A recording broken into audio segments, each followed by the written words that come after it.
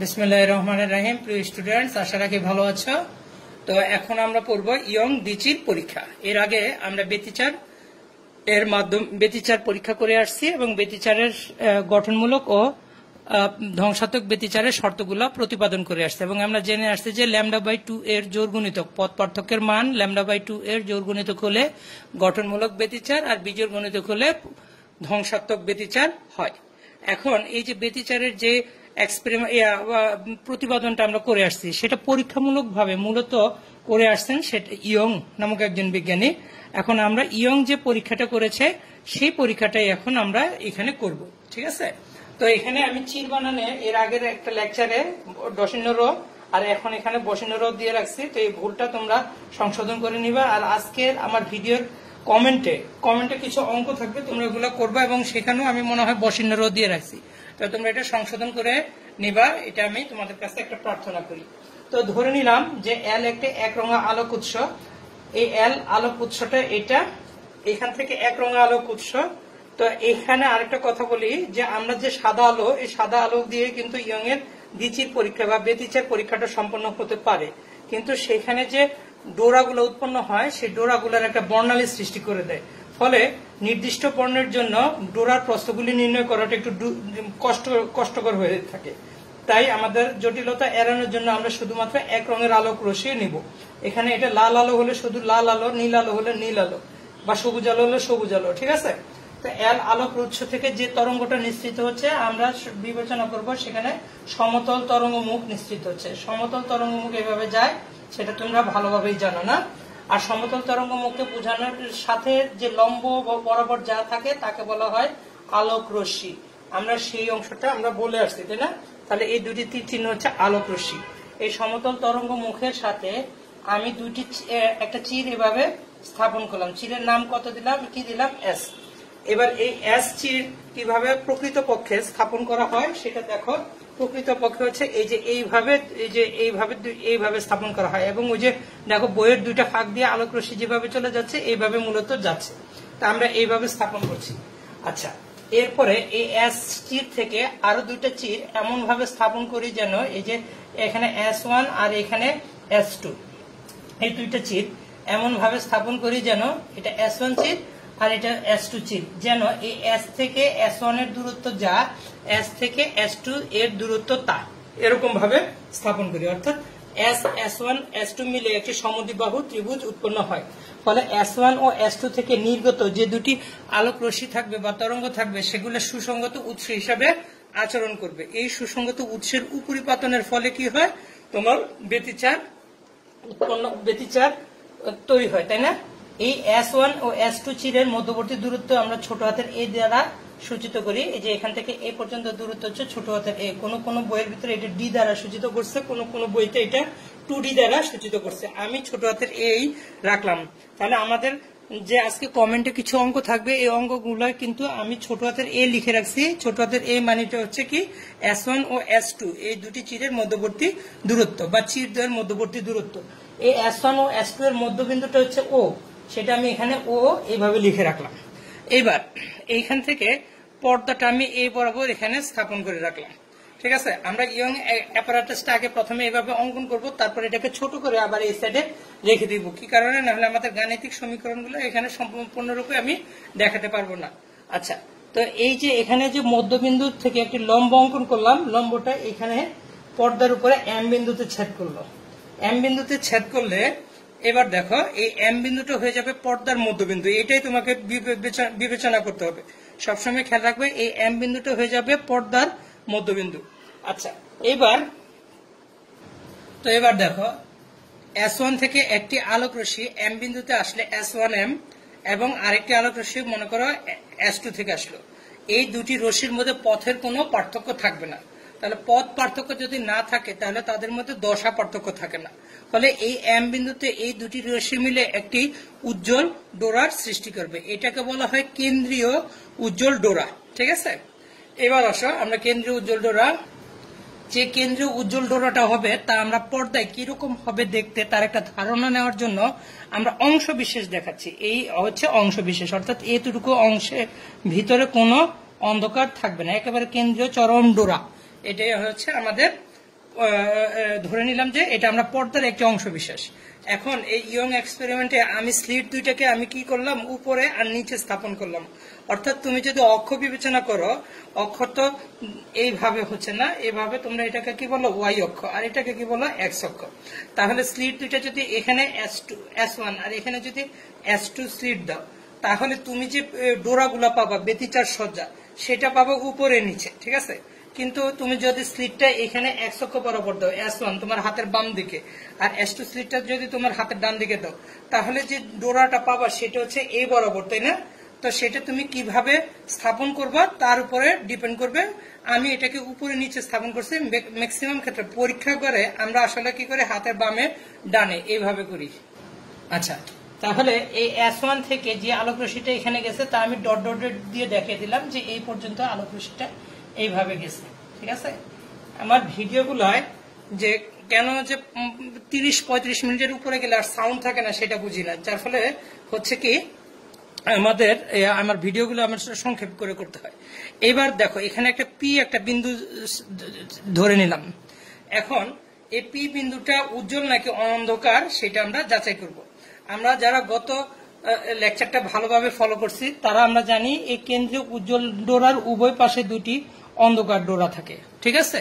তার উভয় পাশে আবার দুটি উজ্জ্বল ডোরা, ফলে কেমন হয় দেখতে, এই অন্ধকার ডোরাকে যদি আমি এভাবে ডার্ক করে দিই, হ্যাঁ, তাহলে দেখতে কেমন হবে। তাহলে এখানে একটা উজ্জ্বল একটা ডোরা পাওয়া যাবে, এরপরে একটা অন্ধকার ডোরা, আবার বইয়ের ভিতরে এটা ডোরার পরিবর্তে পট্টি শব্দটা লেখা থাকতে পারে অথবা বিন্দু লেখা থাকতে পারে, যে যেটা লিখছে ওই হিসাবে পড়ে নেবা। তারপর আবার উজ্জ্বল অন্ধকার উজ্জ্বল ডোরা, তাই সেটা আবার নিচের দিকে কি হচ্ছে, এবার উজ্জ্বল অন্ধকার উজ্জ্বল ডোরা এভাবে ক্রমান্বয়ে থাকতে পারে। তোমার কাছে হয়তো বা মনে হতে পারে যে এটা বাঁশের ভিতরে আমরা কি করেছি, কালার করেছি। আসলে ব্যাপারটা এরকম না, আমরা কি হচ্ছে ডোরার অংশ বিশেষ পর্দার একটি অংশ আমরা এখানে সংক্ষেপে উপস্থাপন করেছি, ঠিক আছে, এটা ছাড়া কিছু না। এখন আসো এই পি বিন্দুটার আমরা কি করব, আমাদের আজকের এক্সপেরিমেন্ট ইয়ং ডিজি পরীক্ষায় যে আমাদের প্রথম টার্গেট সেটা কি করব, ঠিক আছে। এখানে পি বিন্দুটা উজ্জ্বল নাকি অন্ধকার সেটা একটা আমি বের করব। সেই পি বিন্দুটা এই এম বিন্দু থেকে কতটুকু দূরত্বে আছে সেটা আমি যাচাই করব। তাহলে দেখি একটা দূরত্ব আমি হিসাব করতে পারি যে এম থেকে পি বিন্দুটা এ বরাবর আছে, তাহলে আমি পর্দার মধ্যবিন্দু থেকে পি বিন্দুর বরাবর হেঁটে হেঁটে যাচ্ছি না, একটি রেখা বরাবর, এটাকে বলা হয় রৈখিক দূরত্ব। তাকে আমি এক্সএন দ্বারা সূচিত করতে পারি। তাহলে এক্সএন দ্বারা সূচিত করলে যে দূরত্বটা পাবো সেটা হচ্ছে রৈখিক দূরত্ব। তাহলে রৈখিক দূরত্ব আমরা লিখে রাখলাম যে এখান থেকে এই পর্যন্ত এক্সএন, এবং এটা এম থেকে পি বিন্দু পর্যন্ত এটা একটা দূরত্ব আমি নির্ণয় করতে পারলাম।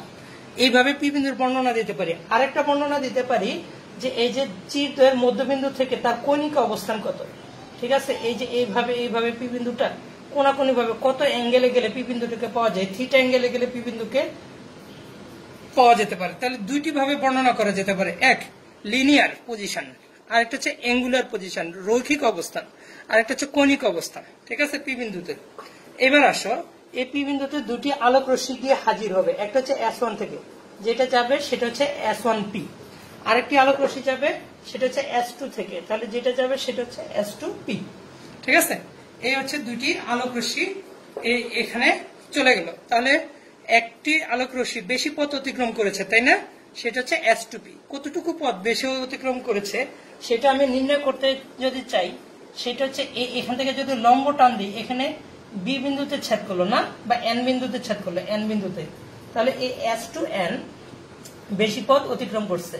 এই S2N কে তখন কি বলা হবে, S2N কে বলা হবে পথ পার্থক্য, তাই না। এখন এই পথ পার্থক্যের মানটা আমি বের করব। পথ পার্থক্যের মানটা যদি আমি জানতে পারি এবং আমি যদি দেখতে পাই যে সেটা λ/2 এর জোড় গুণিতক, তাহলে আমি বলবো পি বিন্দুটা হচ্ছে গঠনমূলক ব্যতিচার। যদি λ/2 এর বিজোড় গুণিতক, তাহলে আমি পি বিন্দুকে বলবো ধ্বংসাত্মক ব্যতিচার। তাহলে আমাদের কাজ হচ্ছে প্রথমে S2N এর মানটা বের করা, ঠিক আছে।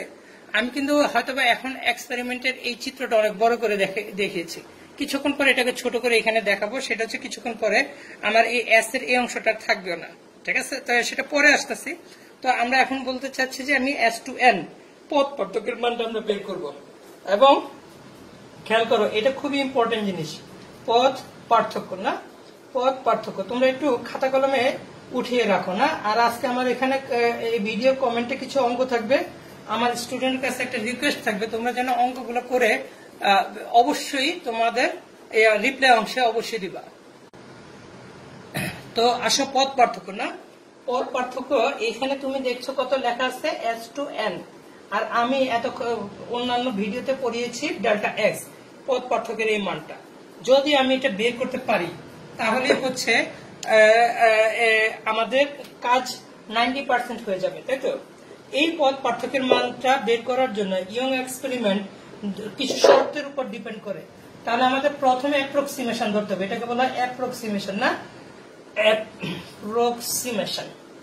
অ্যাপ্রক্সিমেশন না, বানান আবার কি হলো কি জানে। অ্যাপ্রক্সিমেশন 1 আমরা কয়েকটি অ্যাপ্রক্সিমেশন ধরবো, এখানে দুইটি অ্যাপ্রক্সিমেশন খুবই ইম্পর্টেন্ট। তার প্রথম অ্যাপ্রক্সিমেশনটা হচ্ছে এটা না, কি অ্যাপ্রক্সিমেশন সেটা দেখো, যে এইখান থেকে এই চির মধ্যবর্তী দূরত্ব, এই যে চির থেকে এই যে পর্দার যে দূরত্ব সেটাকে আমি বড় হাতের ডি ধরলাম, তাহলে এই হচ্ছে বড় হাতের ডি। তাহলে আমাদের এই শর্তটা ফুলফিল করতে হবে, এটা অ্যাপ্রক্সিমেশন বা শর্ত বলা যেতে পারে। যে শর্ত বলা নাই কোন জায়গায়, এটাকে অ্যাপ্রক্সিমেশনে বলে। এই যে চির মধ্যবর্তী দূরত্ব হচ্ছে ছোট হাতে এ, আর এটা হচ্ছে বড় হাতে ডি। ডিটা কি? ডি হচ্ছে চির হতে পর্দার দূরত্ব। তাহলে এই চির হতে পর্দার দূরত্ব ডিটা গ্রেটার দেন ছোট হাতের এ হবে। অর্থাৎ এই যে এ এর তুলনায় এই ডি এর মানটা অনেক বড় হবে। পি বিন্দুটা তাহলে কি হবে? অনেক দূরে গিয়ে অবস্থান করবে। পি বিন্দু যদি অনেক দূরে গিয়ে অবস্থান করে তাহলে এই রশ্মিটা এই যে রশ্মিটা এগুলি সব কয়টা আসলে মূলত কি হয়ে যাবে? প্রায় সমান্তরাল সরলরেখা হয়ে যাবে। যে এই কারণে এটাকে অ্যাপ্রক্সিমেশন, ওই যে প্রায় বলা হচ্ছে, প্রায় সমান্তরাল হয়ে যাবে, কিন্তু তোমাকে কাউন্ট করতে হবে সমান্তরালই। অর্থাৎ এই যে S1 থেকে নির্গত রশ্মিটা, দেখো চিত্রটা, যে এটার এই অ্যাপ্রক্সিমেশনটা খুবই দরকার আমাদের। এই S1 থেকে নির্গত রশ্মিটা, S1 থেকে নির্গত রশ্মিটা তখন এমন হয়ে যাবে, এই যে ও বিন্দু থেকে যে আমি ডট ডট রেখাটা অঙ্কন করছি সেটা এমন হয়ে যাবে। আর পরে S2 থেকে নির্গত রশ্মিটা, এই যে S2 থেকে নির্গত রশ্মিটা সেটা এমন হয়ে যাবে। বলে যে কেন? কারণ আমাদের এই ডি এর মানটা এই এর তুলনায় খুব ছোট, ডি এর মানটা খুব বড়, ফলে এই S1 বিন্দুটা তো খুব কাছাকাছি, ফলে তিনটা রশ্মিটাই কেমন হয়ে যাবে? প্রায় সমান্তরাল হয়ে যাবে। প্রায় সমান্তরাল হয়ে যাবে তার অর্থটা হচ্ছে এটাকে এই যে এই ও থেকে এম বিন্দু পর্যন্ত আমরা যে একটা ডট ডট রেখাঙ্কন করে ফেলছি, এটাকে বলা যেতে পারে যে সেন্ট্রাল এক্সিস। ঠিক আছে? তাহলে সেন্ট্রাল এক্সিস এর সাথে এখানে কত থিটা অ্যাঙ্গেল আছে, তাহলে সমান্তরাল যদি হয়ে যায় তাহলে এই সেন্ট্রাল এক্সিস এর সাথে এখানে থিটা অ্যাঙ্গেল আছে, তাহলে এটা হচ্ছে সেন্ট্রাল এক্সিস এর সমান্তরাল রেখা না, এটা সেন্ট্রাল এক্সিস এর সমান্তরাল রেখা। এখানে থিটা অ্যাঙ্গেল হলে আমরা বলতে পারবো এখানেও থিটা অ্যাঙ্গেল, এখানেও থিটা অ্যাঙ্গেল। এই শর্তটা ধরতেই হবে, ইয়ং এক্সপেরিমেন্ট না হলে হবে না। ঠিক আছে? তাহলে আমাদের কি হচ্ছে, এই ডি এর মানটা খুব বড় হয়ে যাওয়ার কারণে আমরা ধরবো কি এই তিনটি রেখা, আপাতত রেখা বলছি, মূলত এখানে S1P আর S2P এই দুটো হচ্ছে রশ্মি, আর OP হচ্ছে আমাদের জ্যামিতিক ভাবে অঙ্কিত একটি রেখা, যার দ্বারা আমরা কি করতে পারি? কৌণিক অবস্থান নির্ণয় করতে পারি। আচ্ছা যাক, সেটা তো বললাম। এখন এই তিনটি সমান্তরাল হয়ে যাবে না, তার মানে এই তিনটা থিটা হয়ে যাবে। তিনটা থিটা হয়ে যাওয়ার মানে হচ্ছে এটা যদি থিটা হয়, এটা যদি সমান্তরাল সরলরেখা হয়, জ্যামিতিক ভাবে আমি প্রমাণ করতে পারি না সমান্তরাল সরলরেখা এই সেন্ট্রাল এক্সিস এর সাথে অনুরূপ কোণের সংখ্যা অনুসারে একই কোণ উৎপন্ন করবে। তার মানে আমি বলতে চাচ্ছি যে এইখানে যদি এইভাবে তুমি অঙ্কন করো তাহলে এই বরাবর যে রেখাটা পাবা, এই রেখার সাথে এখানেও থিটা কোণ উৎপন্ন হবে। কথাটা কি বুঝাতে পারছি? তাহলে এইখানে থিটা কোণ উৎপন্ন হচ্ছে, এইটাই হচ্ছে মূল যে কথাটা, সেটা আমি এই অ্যাপ্রক্সিমেশন দ্বারা বুঝাচ্ছি যে এখানে থিটা কোণ উৎপন্ন হয়েছে। যদি এখানে থিটা কোণ উৎপন্ন হয় তাহলে দেখো S1 S2 এবং এই রেখাটা 90 ডিগ্রি, আর এটা হচ্ছে থিটা, তাহলে এই S1 S2 এবং N সেই কোণের মানটা হচ্ছে 90 ডিগ্রি মাইনাস থিটা। আবার এখানে দেখো S1 N S2 এটা হচ্ছে 90 ডিগ্রি, S1 এবং এটা যদি 90 ডিগ্রি হয় এবং এই কোণটার মান হচ্ছে 90 ডিগ্রি মাইনাস থিটা। কিছুক্ষণ আগে বললাম এই কোণের মান হচ্ছে S2 N, এটা হচ্ছে 90 ডিগ্রি মাইনাস থিটা, আর S1 N S2 এটা হচ্ছে 90 ডিগ্রি। তাহলে এই কোণটা অবশ্যই কি হয়ে যাবে? থিটা। এই কোণটা অবশ্যই কি হয়ে যাবে? থিটা। খেয়াল করো, এই কোণটা হয়ে গেছে থিটা। আচ্ছা ভালো কথা, এই কোণটা থিটা যদি হয়ে যায় তাহলে এইবার আমরা একটা কাজ করে ফেলছি অলরেডি। ঠিক আছে? কি কাজ করে ফেলছি? নিজের অজান্তেই দেখবে যে এটা তখন থিটা হয়ে গেলে এই S1 S2 n এই সমকোণী ত্রিভুজের S2 n টা তখন আমি কি বলতে পারি লম্ব, আর S1 S2 এটাকে কি বলতে পারি অতিভুজ। ঠিক আছে, এখন অতিভুজের মান তো তুমি জানো, তাহলে আমাদের লম্ব S2 n হচ্ছে লম্ব, এই S2 n টাই হচ্ছে আমাদের কি হচ্ছে পথ পার্থক্য। তাহলে আমরা যে কোনো বাহুর লম্ব অতিভুজ দিয়ে যদি বলি তাহলে ওই অতিভুজের কি হচ্ছে সাইন ফাংশন। তাহলে আমরা এখন সুতরাং চিহ্ন দিয়ে বলতে পারবো আমরা এই S2 n এটা সমান বলতে পারবো অতিভুজের সাইন ফাংশন। অতিভুজ কত? অতিভুজ হচ্ছে S1 S2 সাইন থিটা। ঠিক আছে, এবার S2 n হচ্ছে তোমার ডেল্টা এক্স, পথ পার্থক্যের মান আমরা মোটামুটি বের করে ফেলছি, ইকুয়াল টু S1 S2 সমান হচ্ছে ছোট হাতের a দুটি চিহ্নের মধ্যবর্তী দূরত্ব সাইন থিটা। ঠিক আছে, এবার আসে অ্যাপ্রক্সিমেশন 2। অ্যাপ্রক্সিমেশন, আচ্ছা এইবার আরেকটা অ্যাপ্রক্সিমেশন আমাকে ধরতে হবে, তাই তো? এই যে xn যে দূরত্বটা m থেকে p বিন্দুর দূরত্বটা সেটাও খুব ছোট ধরতে হবে, কার তুলনায়? পর্দার যে দূরত্বটা, চির থেকে পর্দার যে দূরত্বটা, অর্থাৎ এই xn কে তোমার ধরতে হবে কি যে লেস দেন d, অর্থাৎ এই d এর মানটা অনেক বড় হবে, কার তুলনায়? এই p m বিন্দু থেকে p বিন্দুর দূরত্বের তুলনায়। ফলে কি হয়ে যাবে, এটার কথাটার অর্থ হচ্ছে এই p বিন্দুটা যদি খুব কাছাকাছি চলে আসে এখানে, এই থিটার মানটা কেমন হয়ে যাবে? খুব ছোট। থিটার মানটা খুব ছোট হয়ে গেলে থিটার মানটা তাহলে আমি লিখতে পারবো থিটা খুব ক্ষুদ্র। ঠিক আছে, খুব ক্ষুদ্র।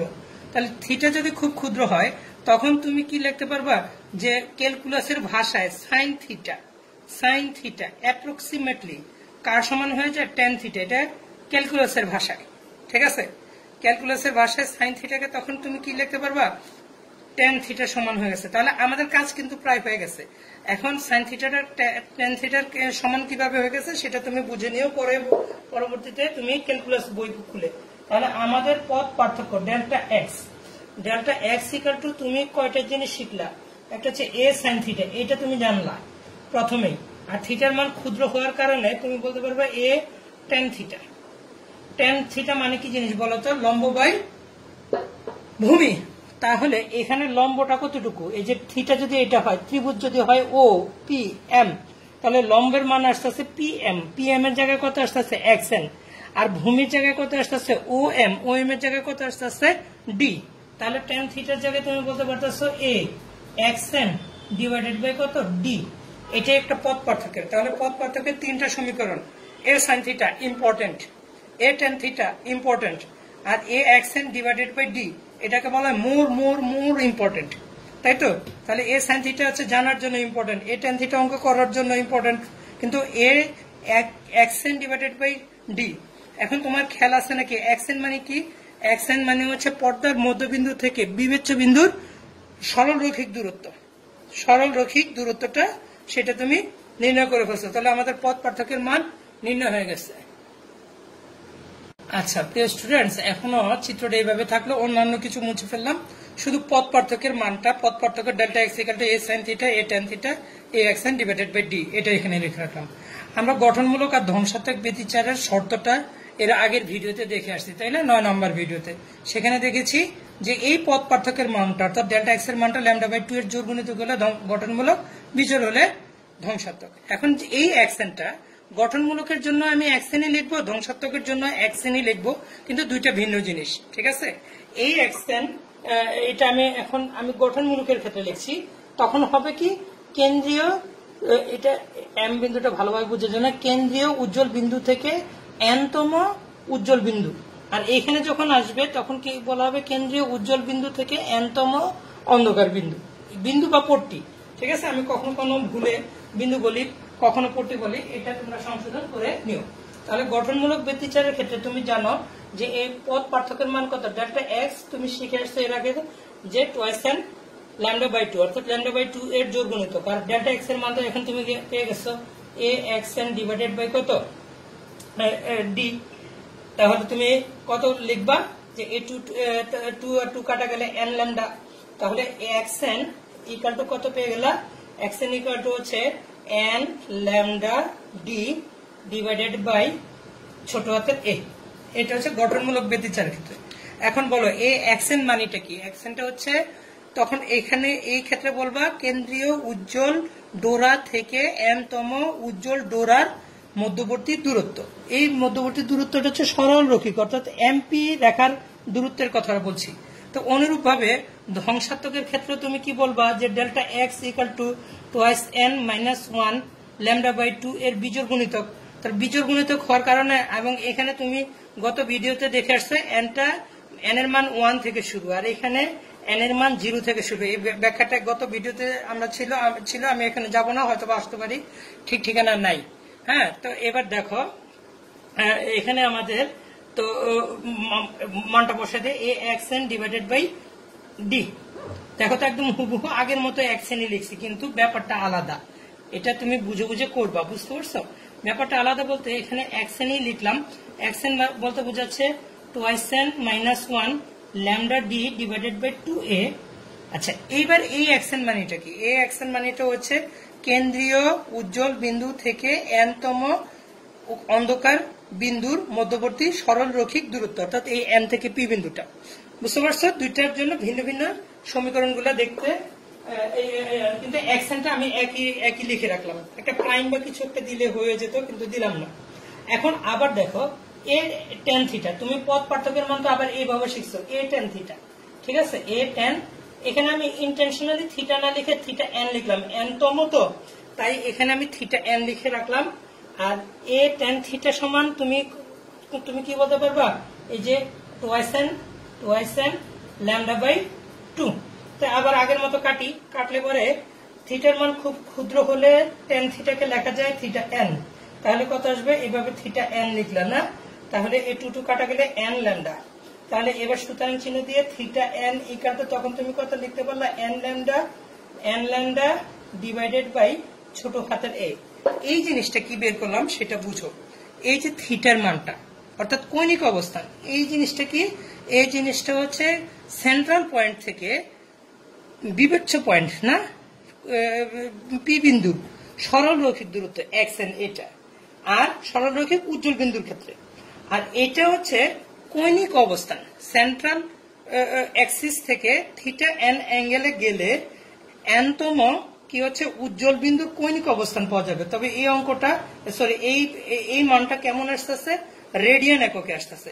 আর যদি রেডিয়ান এককে না নিতে, যদি এইভাবে এ টেন থিটাই লিখতা, তাহলে তুমি দেখো, আমি এটা আবার লিখবো না, জায়গা হবে না, এটা এইভাবে নিচে চলে যেত ঠিকই, তখন theta N equal two ten inverse চলে আসতো, তখন আসতো ডিগ্রি এককে। যদি রেডিয়ান এককে নাও তাহলে এটা, আর ডিগ্রি এককে আসলে বাড়তি টেন ইনভার্স চলে আসবে। তো এটা আমি নেক্সট হয়তো বলতে পারি। তো অনুরূপ ভাবে এখানে কি হচ্ছে n-তম অন্ধকার ইয়ার ক্ষেত্রে দেখি, ডোরার ক্ষেত্রে দেখি, তখন আমি কি লিখবো? এ টেন থিটা হচ্ছে পথ পার্থক্য n, এ টেন থিটা n, এই যে এই পথ পার্থক্যের মানটা এটা লিখলাম, আর এই কন্ডিশন আগের এটি লিখলাম। তাহলে কত আসলো? Twice n minus 1 lambda by 2। তাহলে এখান থেকে অনুরূপ ভাবে থিটা এন ইকুয়াল টু চলে আসবে কত? Twice n minus 1 lambda divided by 2a। এটা হচ্ছে রেডিয়ান এককে কৌণিক অবস্থান, ঠিক আছে? তাহলে রেডিয়ান এককে কৌণিক অবস্থান আমাদের নির্ণয় করা হয়ে গেল। তাহলে আমি দুইটা জিনিস আমি বলেছিলাম যে পি বিন্দুর সরল রৈখিক অবস্থান আমি নির্ণয় করব, সেই এক্সেন আমি নির্ণয় করে দেখিয়েছি উভয় ক্ষেত্রে, গঠনমূলক আর ধ্বংসাত্মকের ক্ষেত্রে। পি বিন্দুর কৌণিক অবস্থান আমি নির্ণয় করে দেখাবো বলছি, এটা করে দেখলাম রেডিয়ান এককে। আর যদি এটা ডিগ্রি এককে নিতে চাও তাহলে টেন ইনভার্স চলে আসবে, এখানে টেন ইনভার্স দিয়ে, এখানে টেন ইনভার্স দিয়ে দিলে, কারণ থিটার মান ক্ষুদ্র হলে এইভাবে লেখা যায়। আর নাহলে তোমরা ওই যে পাই 180 ডিগ্রি ডিভাইডেড বাই পাই করলেও চলে আসবে, ওটা আমরা অঙ্ককরণের সময় দেখিয়ে দিব, ঠিক আছে? তো আমরা সেটাও আমরা এখানে দেখিয়ে দিলাম না। তাহলে কৌণিক অবস্থানও নির্ণয় হলো, আর ইয়া অবস্থানও নির্ণয় হলো, সরল রৈখিক অবস্থানও নির্ণয় হলো। এই অংশের জন্য স্টুডেন্টস আমি এখানে চিত্রটা এখানে নিয়ে আসছি, আর এখানে একটু কারেকশন আছে। আগে এখানে শুধু থিটা ছিল, এখন থিটা এন লিখে রাখছি, হ্যাঁ, n-তম অবস্থান বোঝানোর জন্য। তো আমি ওই যে গঠনমূলক ব্যতিচারে ওই এক্স এন এর দূরত্বটা পেয়ে গেছি n lambda divided by a, আর থিটা এন কত ছিল? n lambda by a। আর এটা ছিল আমার কেন্দ্রীয় উজ্জ্বল ডোরা বা বিন্দু, আমি বিন্দুই বলবো এখন থেকে আমার জন্য সুবিধা। এটা হচ্ছে কেন্দ্রীয় উজ্জ্বল বিন্দুর উপরের দিকে প্রথম উজ্জ্বল বিন্দুটা, তারপর দ্বিতীয় উজ্জ্বল বিন্দু, তৃতীয় উজ্জ্বল বিন্দু। অনুরূপভাবে নিচের দিকেও পাওয়া যায় ও প্রথম, দ্বিতীয়, তৃতীয়। n এর মান যদি 0 বসাও তাহলে প্রথম এটা পাবা, n এর মান +1 যদি বসাও তাহলে উপরেরটা পাবা, -1 যদি বসাও তাহলে নিচেরটা পাবা। এখানে আর আমি প্লাস মাইনাস আলাদা মেনশন করলাম না, সেটা মনে মনে হিসাব রাখবা, বুঝতে পারছো? তার অনুরূপ ভাবে -3 যদি বসাও তাহলে 3 নাম্বার খেয়াল রাখবা, যার জন্য যত ততই পাওয়া যাবে। 3 নাম্বার উজ্জ্বল বিন্দুটা তুমি পাবা, 4 বসালে 4 নাম্বার উজ্জ্বল বিন্দুটা পাবা, এই হিসাবটা। তাহলে 0 বসালে 0 নাম্বার, 0 নাম্বার মানে আবার উজ্জ্বল বিন্দুই, সেই উজ্জ্বল বিন্দুটার নাম হচ্ছে কেন্দ্রীয় উজ্জ্বল বিন্দু, ঠিক আছে? তা n এর মান, তাহলে আমি 0 নাম্বারটাকে, এই যে 0 নাম্বারের জন্য n = যদি 0 বসাই তাহলে কত পাবো? x = 0। x = 0 কে আমি বলতেছি কত? b0। আর b0 এর মানটা কত আসতেছে? এইটার মানটা তুমি এখানে n এর মান 0 বসালে x এর মান কত চলে আসবে? শুধু 0। অর্থাৎ তখন p বিন্দুটা কোন বিন্দুতে চলে আসে? m বিন্দুতে। কোন অনুরূপ ভাবে কৌণিক অবস্থানটা θ0 তে কত চলে আসবে? এখানে 0 বসালে টোটাল গিয়ে অ্যাঙ্গেলের মানটা কত আসবে? 0। অর্থাৎ এই θn এর মানটা p বিন্দুটা এখানে চলে আসলে 0ই চলে আসে না? θn টা পরে দেখাবো আস্তে আস্তে। তো অনুরূপ ভাবে যদি 1 নাম্বার n এর মান যদি 1 বসাও তাহলে উপরের দিকে হিসাব করছি, তাহলে 1 বসালে তখন কি আসবে? x1 না? তখন তুমি পাবো কত? b1। আর 1 বসালে এখানে n এর মান 1 বসালে কত আসবে? Lambda d/a। যদি 2 বসাও তাহলে কত আসবে? x2 = কত আসবে? b2, এবং সেটা কত আসবে? 2 ল্যামডা d/a। যদি 3 বসাও, 4 বসাও, তাহলে এইভাবে মানগুলো আসবে। এখন আসো পরপর মানে 1 এর পর 2, 2 এর পর 3 না? তাহলে দেখো এই যে b0, এই যে b0 থেকে b1 এর দূরত্ব কত? এই দুইটা বিয়োগ করো, এই দুইটা বিয়োগ করলে এই ল্যামডা d/a থাকে। যদি বলে b1 থেকে b2 এর দূরত্ব কত, তাহলে এই দুইটা বিয়োগ করো, ওই ল্যামডা d/a থাকে। তার মানে পরপর দুইটার ব্যবধান কত আসতেছে? Lambda d/a। তাহলে তুমি বলতে পারবে পরপর দুটি উজ্জ্বল সেন্ট্রাল, পরপর দুটি উজ্জ্বল ডোরার মধ্যবর্তী ব্যবধান কত আসতেছে? বিয়োগফলটা, তাহলে ল্যামডা d/a। অনুরূপ ভাবে কৌণিক অবস্থানের ক্ষেত্রে তুমি একই কথা বলতে পারো। কেমন? ব্যাপারটা হচ্ছে n এর মান 0 বসালে তো এটা 0, 1 বসালে λ/a, 2 বসালে 2 λ/a, 3 বসালে 3 λ/a। তাহলে কত আসবে? পরপর দুইটা হলে বিয়োগ করলে শুধু ওই λ/a থাকতেছে। তাহলে তুমি কৌণিক অবস্থান দিয়েও ব্যাপারটা বলতে পারো। তাহলে আমি যেটা শিখলাম সেটাকে আমি যদি এখানে আমি লিপিবদ্ধ করে রাখি তাহলে কেমন আসে? তাহলে পরপর দুটি উজ্জ্বল ডোরার রৈখিক দূরত্বের ব্যবধানটা বিটা = কত আসছে? Lambda d/a। আর কৌণিক দূরত্বের ব্যবধানটা কত আসছে? λ/a। ঠিক আছে? তবে এটা রেডিয়ান এককে, আর ডিগ্রি এককে গেলে tan ইনভার্স λ/a। ওইভাবে তোমরা লাগবে, বা 180/π দ্বারা গুণ করে দিলেও চলবে। ঠিক আছে? তো ধ্বংসাত্মক ব্যতিচারের ক্ষেত্রে আমরা nতম উজ্জ্বল কেন্দ্রীয় উজ্জ্বল বিন্দু থেকে nতম অন্ধকার বিন্দুর রৈখিক দূরত্ব xn এর মানটা আমরা শিখেছি 2n - 1 λ d/2a, এবং কৌণিক ব্যবধানটা শিখেছি 2n - 1 λ/2a। এটাই তো শিখেছি। আর এখানে n 1 2 3 4 ইত্যাদি। হ্যাঁ, এখানে n এর মান তুমি 0 বসাও না, 0 বসালে তো বরবাদ হয়ে যাবা। কেন? 0 বসালে তো এখানে মাইনাস একটা রেজাল্ট আসবে, বুঝবো না কিছু। আসলে এইখানে আবার n এর মান 0 বসাতে পারবা, কারণ এখানে n এর মান 0 বসালে গঠনমূলক সেটা একটা উজ্জ্বল বিন্দুই পাওয়া যায়, এবং সেটা সেন্ট্রাল উজ্জ্বল বিন্দু না, কেন্দ্রীয় উজ্জ্বল বিন্দু বলতেছে। কিন্তু এখানে n বসালে কোথায়? কেন্দ্রে কোনো কি হবে না, অন্ধকার বিন্দু তৈরি হবে না, এখানে উজ্জ্বল বিন্দুই তৈরি হবে। তো তুমি n এর মান 0 বসাবে না, 1 থেকে শুরু করবা। আচ্ছা, এখন আমি এখানে একটা কথা বলছিলাম যে n এর মান তুমি মাইনাস বসালে নিচের দিকে আসবে, তাহলে এখানে বসালে সব হিসাবটা ঠিক মতো মিলে যায়। কিন্তু এটার ক্ষেত্রে মাইনাস যদি বসাই না, তাহলে কি হয়ে যাবে? ওই মাইনাসে এখানে প্রথম বিজোড় সংখ্যাটা এখানে মাইনাস বসালে -3 চলে আসে, ফলে 3 নাম্বারটা গিয়ে পড়ে, বুঝতে পারছো? তাই একটা অসুবিধা হয়। তাই আমি এটা মুখে মুখে হিসাবটা রাখবো, আমি বুঝিয়ে দেই, যে বুঝার চেষ্টা করো যে প্রথম বিজোড় সংখ্যাটা কত? 1, দ্বিতীয় বিজোড় সংখ্যা কত? 3, তৃতীয়টা 5। তাহলে প্রথম বিজোড় সংখ্যার জন্য তুমি কত পাবা? কারণ বিজোড়ের λ/2 এর বিজোড় গুণিতক, তো এই প্রথমের জন্য এই কারণে তুমি 1 বসাও, তাহলে দেখো 1ই পাওয়া যাচ্ছে। দ্বিতীয় বিজোড় সংখ্যার জন্য তুমি এখানে 2 বসাও, দেখবা 3ই পাওয়া যাচ্ছে। তৃতীয় বিজোড় সংখ্যা হচ্ছে 5, তো এখানে 3 বসাও, তাহলে এটা পাচ্ছে। তাহলে যত নাম্বার ধ্বংসাত্মক ব্যতিচার তুমি দেখতে চাও, অত তুমি n এর মান তত বসাই দিলে হয়, বুঝতে পারছো? তাই আমরা হিসাবটা এইভাবে 2n - 1 রাখছি। আচ্ছা, এখানে লাল কালি দিয়ে আমি ডার্ক অন্ধকার পয়েন্টটা এখানে দেখিয়ে দিয়েছি। তুমি দেখো যে এটা হচ্ছে তোমার কেন্দ্রীয় উজ্জ্বল বিন্দু। ঠিক কেন্দ্রীয় উজ্জ্বল বিন্দুর দুই পাশে দুটি অন্ধকার বিন্দু পাওয়া যাবে। ধরো যে কেন্দ্রীয় উজ্জ্বল বিন্দু থেকে কেন্দ্রীয় উজ্জ্বল বিন্দুর মধ্যবিন্দু থেকে আর 2 মিলিমিটার দূরে আরেকটি অন্ধকার বিন্দুর মধ্যবিন্দু পাওয়া গেছে। ঠিক 2 মিলিমিটার নিচেও প্রথম অন্ধকার বিন্দুর মধ্যবিন্দু পাওয়া যাবে। বুঝতে পারছো? যদি বলি যে কেন্দ্রীয় উজ্জ্বল বিন্দুর মধ্যবিন্দু থেকে 10 মিলিমিটার দূরে একটা উজ্জ্বল বিন্দু পাওয়া গেছে, সেটা মনে করলাম যে D4 পাওয়া গেছে। ঠিক অনুরূপ ভাবে তুমি বলতে পারবে কেন্দ্রীয় উজ্জ্বল বিন্দুর মধ্যবিন্দু থেকে ওই 10 মিলিমিটার নিচেও তুমি আরেকটা কি পাবা, ওই একই উজ্জ্বল অন্ধকার বিন্দুটা পাওয়া যাবে। তাহলে হিসাবটা ওইভাবে মনে মনে করে করে রাখবা, তাহলে তোমাদের ভুল হওয়ার সম্ভাবনা কম থাকবে। তাহলে n এর মান যদি 1 বসাও, n এর মান যদি 1 বসাও, তাহলে তুমি প্রথম অন্ধকার বিন্দুটা পেয়ে যাবা। তখন সেটার নাম আমি এখানে চিত্রে দিয়ে দিয়েছি কত, D1, আর x1 চলে আসবে। এই x1 আর এই x1 এর মধ্যে কিন্তু পার্থক্য আছে। এটা যদিও একই রকম লেখা, কিন্তু এটা হচ্ছে উজ্জ্বল বিন্দুর ক্ষেত্রে x1 এবং মানটা চলে আসছে λd ডিভাইডেড বাই a। এখানে n এর মান 1 বসালে কত আসবে, এটা বিয়োগ করলে কত আসে, 1 বসালে λd ঠিকই থাকে, কিন্তু নিচে থাকবে 2a, λd divided by 2a। তাহলে D2 এর জন্য তাহলে তুমি x এর মান তুমি কত বসা, n এর মান কত বসাবা, 2 বসাবা। 2 বসালে 2 দুগুণে 4 বিয়োগ 1 কত আসবে, 3। তাহলে তুমি বলবা কত, 3 λd ডিভাইডেড বাই 2a। ঠিক আছে? তো অনুরূপ ভাবে 3, 4 ইত্যাদি। তাহলে দেখো যে এবার আসো পরপরের যে হিসাবটা আছে সেটা, D1 থেকে এই উপর থেকে D1 থেকে D2, তো D1 থেকে D2 হলে এই দুইটার বিয়োগফল।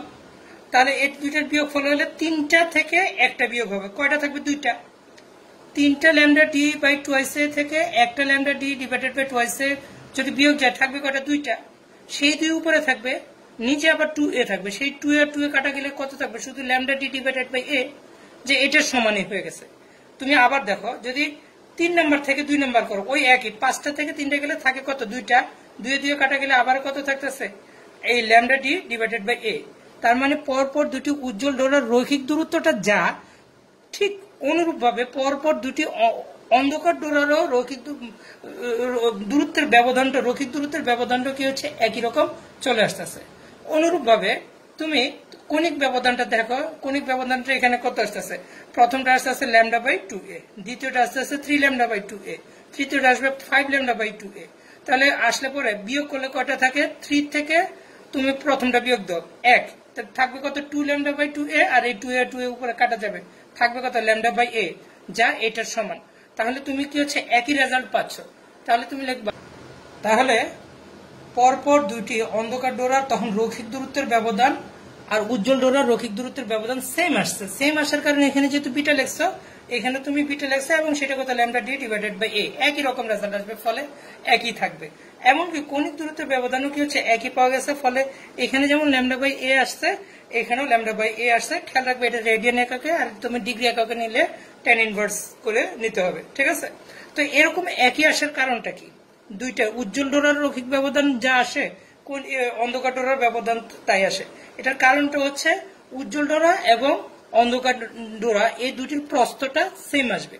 সেম আসার কারণে ব্যবধানটা কি কেমন আসতেছে, একই রকম। তাহলে একটি উজ্জ্বল ডোরা বা একটি অন্ধকার ডোরার প্রস্থ কেমন আসবে, অর্থাৎ দুইটা সেম আসার কারণে একটি উজ্জ্বল ডোরা বা একটি অন্ধকার ডোরার প্রস্থ আসবে ব্যবধানের অর্ধেক। যেহেতু সেম, তাহলে বিটার অর্ধেক চলে আসবে। তো তাহলে সেটা চলে আসবে λd ডিভাইডেড বাই 2a। তাহলে কোণের ক্ষেত্র কি হয়ে যাবে, একটি কণিক ব্যবধানটা কি হয়ে যাবে, অর্ধেক চলে আসবে না। তো যে একটি উজ্জ্বল ও একটি অন্ধকার ডোরার কণিক ব্যবধান ডেল্টাটা আসবে থিটার অর্ধেক, তাই না? থিটা হচ্ছে λ বাই a, তার অর্ধেক হচ্ছে λ বাই 2a। আচ্ছা, তাহলে এতক্ষণ ইয়ং পরীক্ষায় আমরা যে সকল ফলাফলগুলো পেলাম তা আমরা একটু বলার চেষ্টা করি। আমরা পদ পার্থক্য পেয়ে গেছি, সেটা a sin থিটা n, nটা তখন ছিল না, এখন ইন্টেনশনালি দিলাম যে n তম, এটা বোঝানোর জন্য। অথবা a tan থিটা n এটা লেখা যায়, এবং a xn divided by d, এগুলো সবকটা ছিল পদ পার্থক্য, তাই না? আচ্ছা, এবার কেন্দ্রীয় উজ্জ্বল বিন্দু থেকে আমি কিন্তু ডোরার পরিবর্তে বিন্দুটা লিখছি, এটা তুমি দেখিও, n তম উজ্জ্বল বিন্দুর দূরত্ব। একটা রৈখিক দূরত্ব পেয়ে গেছি, আর একটা হচ্ছে কণিক দূরত্ব। তাহলে দেখো রৈখিক দূরত্বটা ছিল xn equal to n λ d divided by ছোট হাতের a। এবার কণিকটা হয়তো মনে থাকবে না দেখে আমি তোমাদেরকে দেখাচ্ছি থিটা n ইকুয়াল টু তখন কত আসতেছে শুধুমাত্র এই ডিটাকে যদি বাদ দিয়ে দাও তাহলে ওই রেজাল্টটা হয়ে যাবে n ল্যামডা এ। এটা বলার জন্য এই সামারিটা করা, আর কিছু না। আর এটা রেডিয়ান এককে আসবে, এখানে লিখে রাখলাম রেডিয়ান এককে। যদি তুমি ডিগ্রি এককে নিতে চাও তাহলে এই থিটা এন যা আছে তার সাথে এইভাবে ট্যান ইনভার্স দাও, কারণ থিটার মান খুব ক্ষুদ্র হলে এটা লেখা যায় এন ল্যামডা এ। ও আবার পরীক্ষা কিন্তু ডিগ্রি একক চায়, তাহলে এ ডিগ্রি এভাবে লিখে রাখলাম ডিগ্রি এককে, বুঝতে পারছো? তাহলে এটা ডিগ্রি এককে প্রতীক দিলেই চলে। এবার অন্ধকার পট্টির জন্য আসি। অন্ধকার পট্টির জন্য তোমার খেয়াল আছে কিনা দেখো। অন্ধকার পট্টির জন্য ছিল হচ্ছে twice n minus 1 lambda d divided by 2a, তাই তো? A x n. তো এই ডিটা বাদ দিলে তখন কি হয়ে যাবে? কৌণিক অবস্থান থিটা এন ইকাল টু কত আসবে? টোয়াইস এন মাইনাস 1 ল্যামডা, ডিটা বাদ দিলে কোণ হয়ে যায়, বুঝতে পারছো? এটা বোঝানোর জন্য এই সামারি করছি। আর যদি তুমি ডিগ্রি এককে নিতে যাও থিটা এন ইকাল টু কত আসলো? ট্যান ইনভার্স প্রত্যেকটার ক্ষেত্রে, তাহলে আমরা একটু সংক্ষেপে করে ফেলতেছি।